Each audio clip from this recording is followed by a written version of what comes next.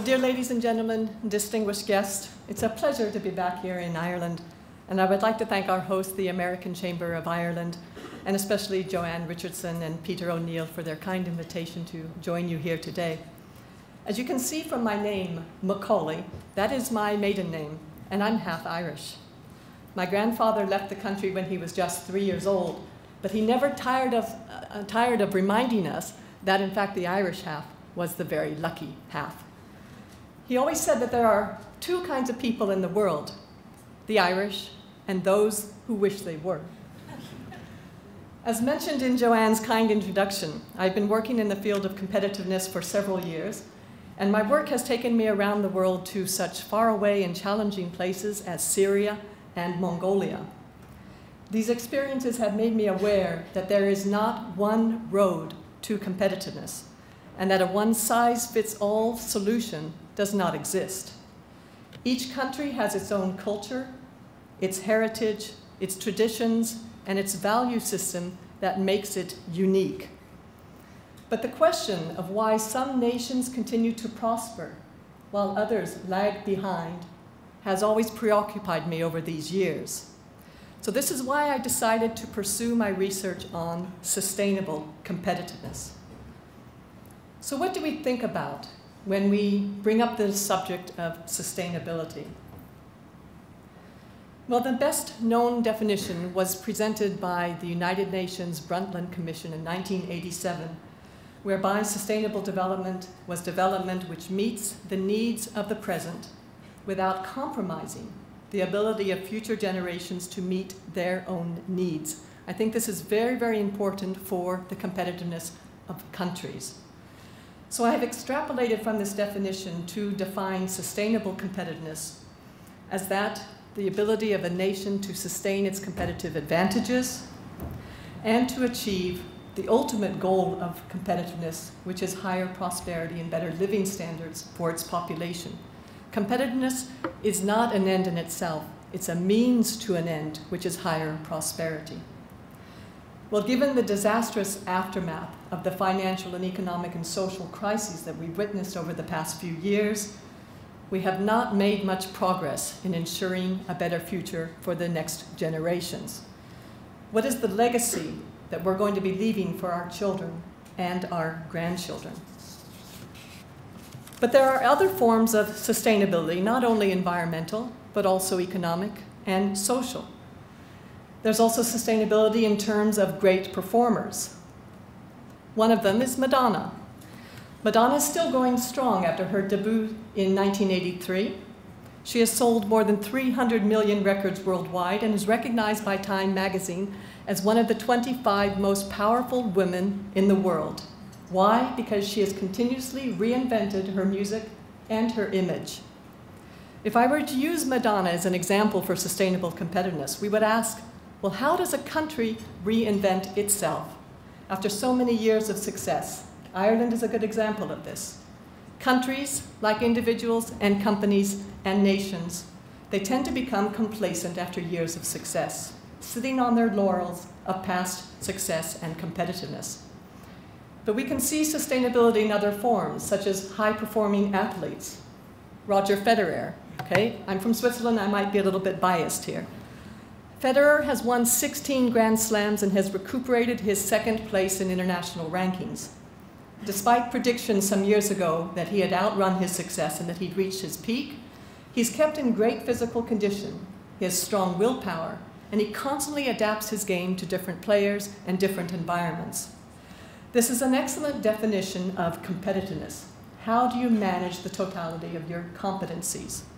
It's by maintaining and constantly upgrading your competitive strengths, having a competitive mindset, a determination to be ahead of your competitors, and to have a strong sense of resilience and adaptability.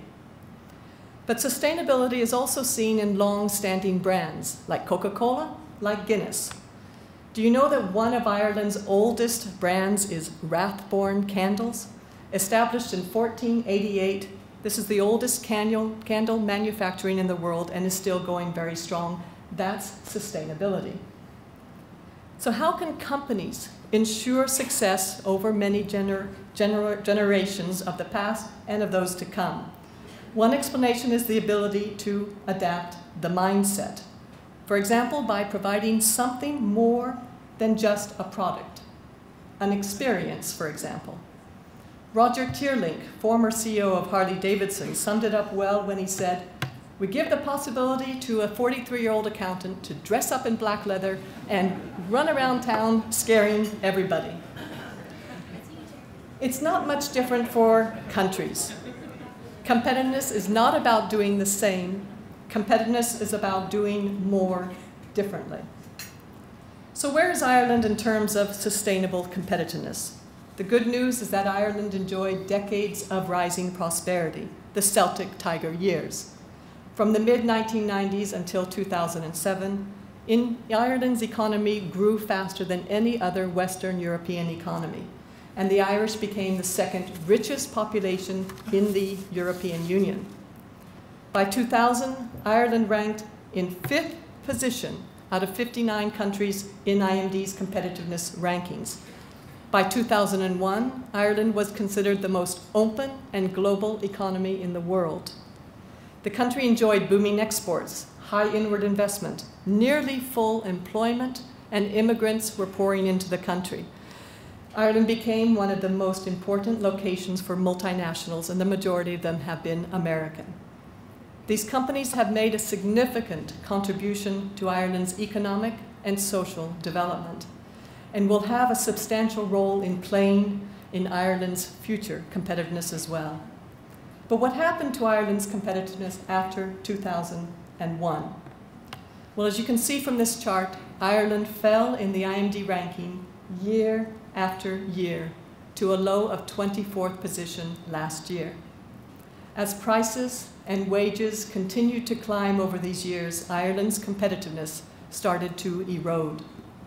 As the boom continued, however, a sense of invulnerability seemed to take hold as households built up debt, property prices skyrocketed, boom turned to bust, and you all know the rest of the story.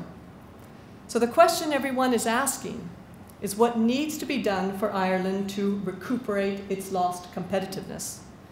Unfortunately, it's just not about only lowering the cost of doing business in Ireland, but strengthening the foundations for long-term sustainable growth and competitiveness.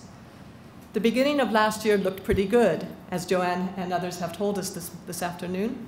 Exports were growing very strongly, FDI was rebounding, so I'm expecting Ireland's ranking to start edging up at least into the top 20.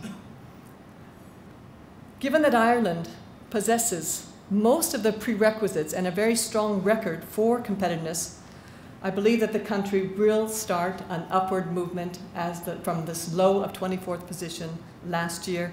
We'll have to be a little bit patient because those rankings will not be announced until the end of the month, more or less around the 30th of May. Why do I have these good expectations of Ireland moving back up in the ranking? Because Ireland remains a very choice and privileged investment location for foreign affiliates, more than any other crisis-hit country, and probably more than any other European economy. FDI has a long-lasting impact on a nation's competitiveness. It provides jobs, it facilitates the transfer of technology, it encourages knowledge transfer from academic institutions to the private sector, and provides revenues, obviously, to the state through taxation.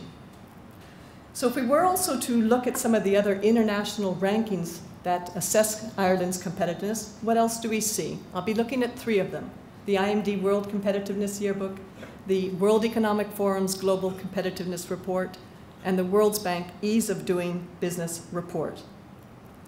First, IMD's World Competitiveness Yearbook. IMD has been a pioneer in competitiveness for over 20 years, starting their work in 1989. Our partner institute is IDA of Ireland, Mr. O'Leary, who is present here today. I'd like to thank him and his organization for the collaboration that has been with us since the very beginning of our work on competitiveness, and if he could transmit our gratitude to IDA for this very many long years of fruitful collaboration.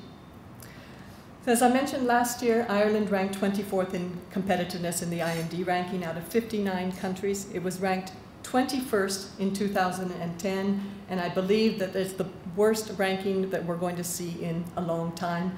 This should be the turning point as Ireland starts edging back upwards. Ireland has rebuilt its credibility in the markets, and in particular, Ireland has been improving in its financial, at least its performance indicators, not necessarily financial, over the last year.